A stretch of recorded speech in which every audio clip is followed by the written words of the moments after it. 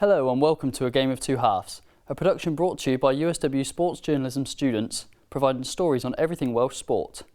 I'm Blake Bint and I'm delighted to be your host for this first episode of a new series. Today, we speak to a boxer who is about to make his return after a career-threatening injury, a second-year student who tells us about life on the course, and an insight to one of the most established amateur boxing gyms in the country. Now for the sporting stories across Wales. Swansea City extended their unbeaten run to 4 games as they were held to a 1-1 draw against Watford last night. Cardiff City made it 3 wins on the spin, defeating Huddersfield 1-0. Both South Wales sides continue to gain momentum ahead of the highly anticipated South Wales derby on March 16th. Merthyr's Gavin Gwynn is set to tip the scales in Riyadh, Saudi Arabia later today as he boxes Portsmouth puncher Mark Chamberlain on the undercard of Anthony Joshua versus Francis Ngannou tomorrow. The Six Nations returns this weekend, and the young Welsh side face a tough task as they collide with France at the Principality Stadium this Sunday. The big talking point is that veteran George North is left out the starting 15. And finally, Premier League darts returns tonight in Brighton, as Markham's Gerwyn Price will look to climb the table. The Iceman has only made 1 final this campaign, and that was in Cardiff on week 1. Our first story is about a young undefeated boxer from Swansea. Brandon Scott exploded onto the scene last year after getting the opportunity to fight on a huge show in Wales. An injury almost ended his career, but now he is ready to return to the ring and show what he can do. Jared Parry reports. 2023 was a year of two halves for professional boxer Brandon Scott, as the young featherweight burst onto the scene, getting signed by the biggest promoter in the world. However, a niggling injury to his hand almost cost him his career. I've been suffering, I've been haunted by a hand injury since I had my second pro fight. Fighters will know that we get little niggles, little injuries all the time. We just tend to train through it, fight through the pain. But it turns out it's a lot more severe than just a slight hand problem. Fast forward a year, constant training, constant fights with one hand. I was forced to have a hand operation or early retirement. So after 6 months of healing with after a hand operation, I'm now back, April 13th, fighting on the Jordan Gill vs Alpha Barra card in Manchester. Brandon says that the injury had a massive effect on his mental health, considering that he was on top of the world, getting onto all the biggest cards in the UK, but then had to be pulled from a card in Monaco due to the injury, and how that he felt like he could have to actually retire. So crazy. I mean, it was almost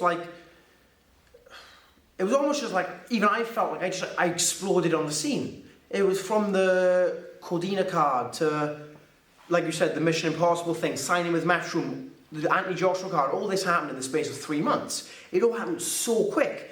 And then it played with my mental health a little bit, because it was like, I've gone from, life's so good, I've just been signed by Matchroom, the biggest boxing promotion in the world. I'm flirting with Ebony Bridges online. No, I haven't got a chance, but still flirting. I'm fighting on the Anthony Joshua card. I'm scheduled to fight in Monaco. Everything's so good. And then weeks later, I'm being told I might need to retire. I'm like, what? Pardon my French, but what the hell has just happened? I'm like, where's all this came from?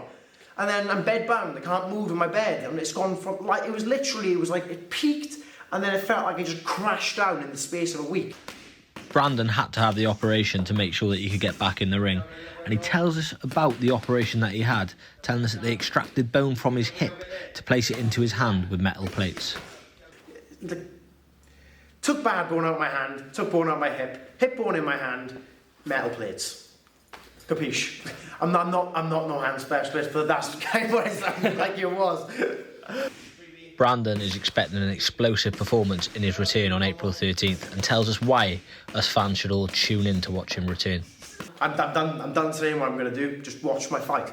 I said, I've exploded on the scene, and if you know me from my last 2 fights, I've shown good skill. Just watch my next fight, and I'll show you. Jab, right. Something like jab. You saw 1, 2, don't matter. Don't know about 2-hand Brandon. 2-hand. That was a good round, that was one. Huh? That was a good round. No, it was a jab. It was. Now from professional boxing to the amateur scene. Paul Clark is a coach at the well-known Llanrumney Phoenix ABC and tells us his journey into coaching the Stars of Tomorrow after boxing for the Army for many years. A report from Jared Parry. Right, my role as a coach is to train the boxers that come into the door to the standard where they can fight and have really good bouts, and then hopefully in future years go on and fulfill their dreams. If they want to go pro, they can go pro.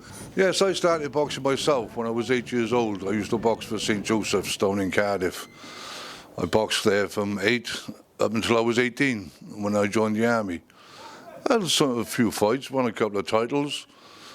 Then I left the boxing. My brother turned pro. He asked me if I wanted to turn with him. I said no.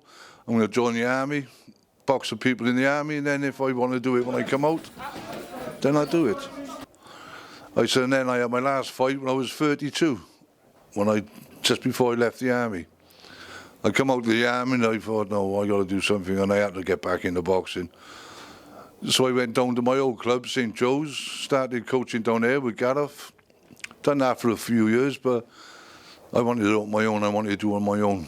So I went looking for that hut down there in Ball Lane. I got hold of it, but then the fella said to me, there's also somebody else looking to do exactly the same thing as you're going to do in there.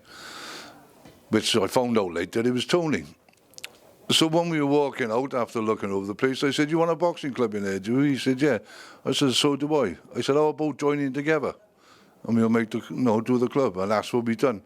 We've been together now, got to be about 15, 16 years. I find it very rewarding.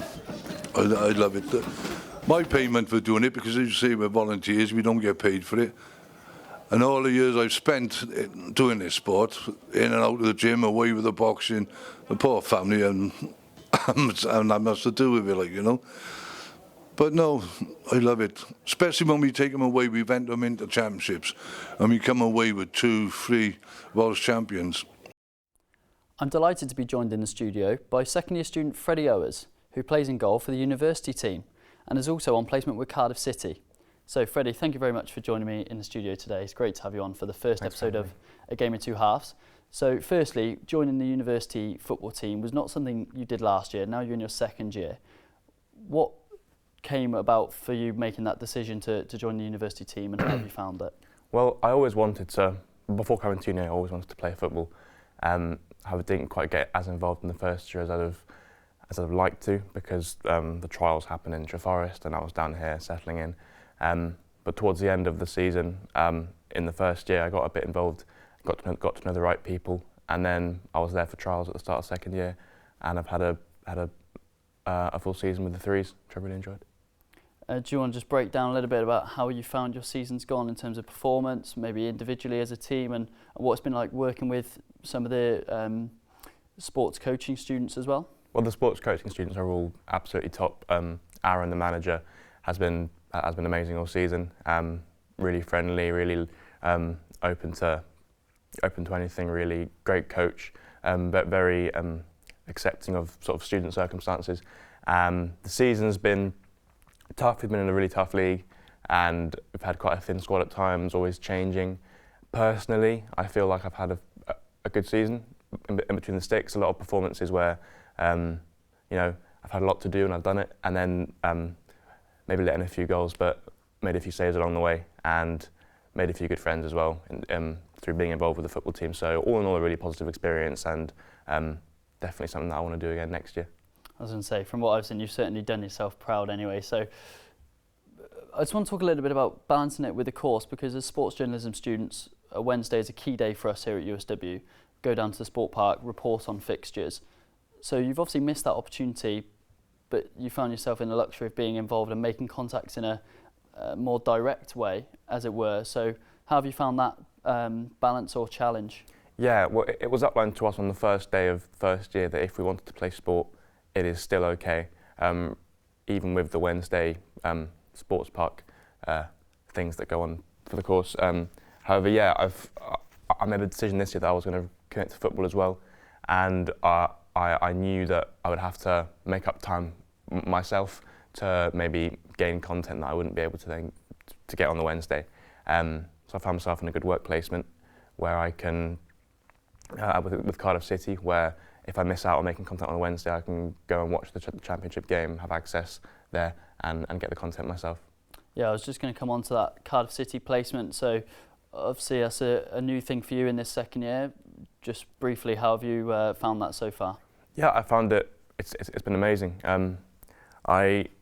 We knew about the work experience module coming up when we were in the summer last year, and I thought I knew that I had to get on it as quick as possible to get the best possible placement, and yeah, I've got a really good one with Cardiff City. The media team, they're all really friendly, really open to doing whatever really. Yesterday I got to meet the players before the game and ask them a question of the week, and I get to write bits for the club website every week and you know, sit in the press conferences, listen to what the managers and the players have to say, and yeah, it's just a lovely environment, and it's a great place for me to be to get the content that I need for my portfolios and submissions on the course as well.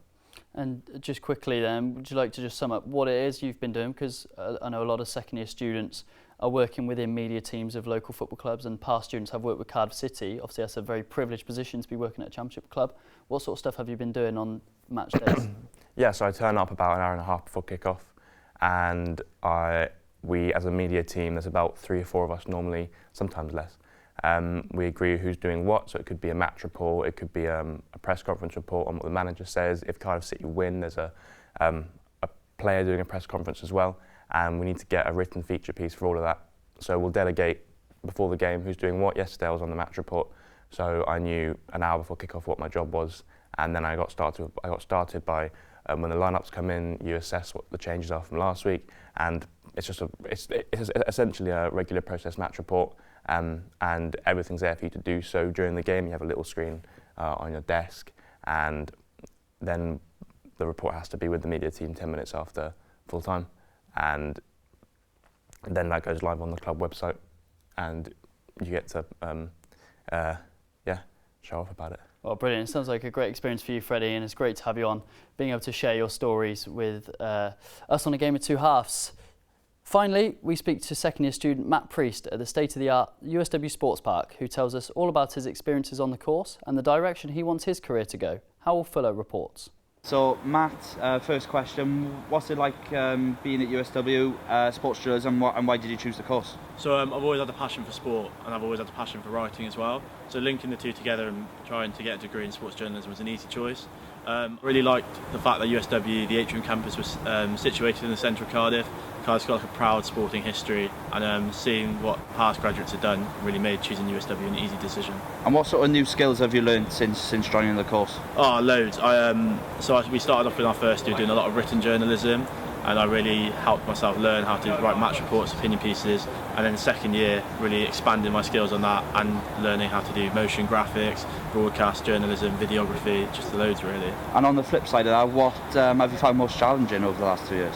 So over the last two years, what I probably found most challenging is learning about sports I didn't know too much about before, such as hockey and lacrosse, and then writing match reports for them.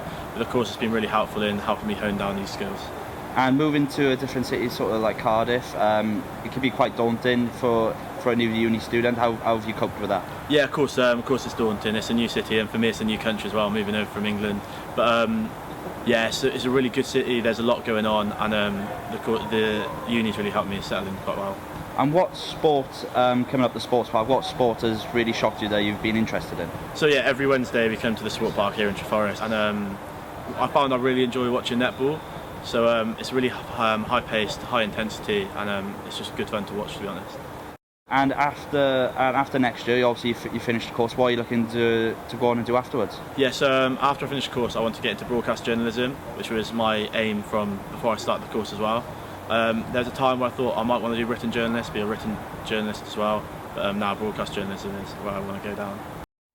That's all we've got time for in this episode. Here's a taster for what you'll have next time. Would be massive for our club, you know, and for the community and for the rest of the local clubs in the area to have another facility they can use. We've had a fantastic year, so women's football winning the Bucks Premier League is outstanding. Super pleased for them and for Kath, the coach who's been involved for a number of years now. Going up to the sport park once a week was a pretty invaluable experience.